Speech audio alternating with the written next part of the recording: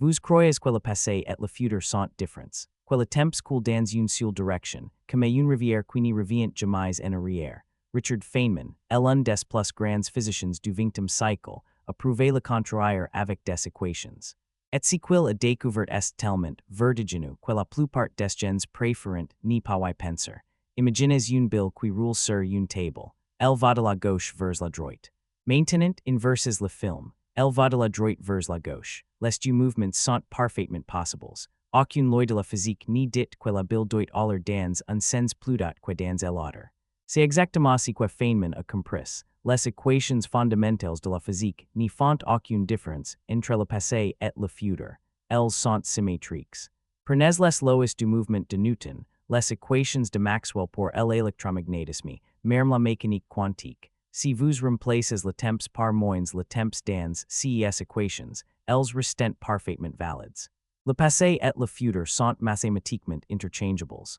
Mais attendez, il y a plus troublante. En 1949, Feynman a proposé une idée qui choquait toute la communauté scientifique. Son directeur de thèse, John Wheeler, lui avait posé une question apparemment simple. Et si une particule d'intermédiaire en date rien d'autre qu'une particule de matière qui remonte le temps? Pensez à un positron, l'antiparticule de l'électron. Dans les diagrammes de Feynman, si fameux formalisme qui a révolutionné la physique des particules, un positron se dessine exactement comme un électron qui voyage à revers dans le temps. Si n'est pas une métaphore, c'est la représentation mathématique directe. L'antimatière et la matière qui recule dans le temps, c'est la même chose dans les équations. Wheeler et Feynman sont allés encore plus loin avec leur théorie de l'absorbeur. Ils ont imaginé que chaque particule chargée émet deux ondes, une onde retardée qui voyage vers le futur, et une onde avancée qui voyage vers le passé. La moitié de la lumière que vous voyez en ce moment viendrait littéralement du futur. Cette théorie fonctionne mathématiquement. Elle reproduit parfaitement les lois de l'électromagnétisme. Alors pourquoi ne ressentons pas le temps comme symétrique? Pourquoi avons-nous l'impression que le temps file dans une seule direction? La réponse, c'est l'entropie. C'est la seule grandeur physique qui brise cette symétrie entre passé et futur.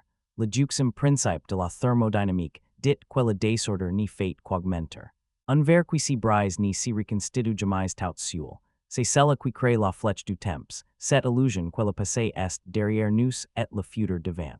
Mais cette flèche n'est pas une loi fondamentale, c'est une conséquence statistique. Si vous pouvez inverser la position et la vitesse de chaque atome d'un verre brisé, il se reconstituerait. Les équations le permettent. L'interdit n'est pas physique, il est probabiliste. C'est là que la conclusion de Feynman devient vertigineuse. Si les équations fondamentales ne distinguent pas le passé du futur, alors le temps pourrait bien être une illusion de notre perception. Le passé ne disparaît pas, le futur n'est pas indéterminé. Les deux coexistent dans ce que les physiciens appellent l'univers bloc. Imaginez un film sur bande. Chaque image existe déjà, passé, présent et futur, simultanément. Si que nous vivons comme le présent n'est qu'une de ces images que notre conscience traverse, Feynman avait raison. Le passé et le futur ne sont pas des directions opposées. Ils sont les deux faces d'une même équation. Et si vous trouvez cela troublante, rassurez-vous. Einstein lui-même disait que la distinction entre passé, présent et futur n'est qu'une illusion obstinément persistante. Si ce genre de questions vous fascine, abonnez-vous à Bongos and Bosons. On explore la science là où elle devient la plus étrange. Et dites-moi en commentaire, si le futur existe déjà, le libre arbitre est-il une illusion?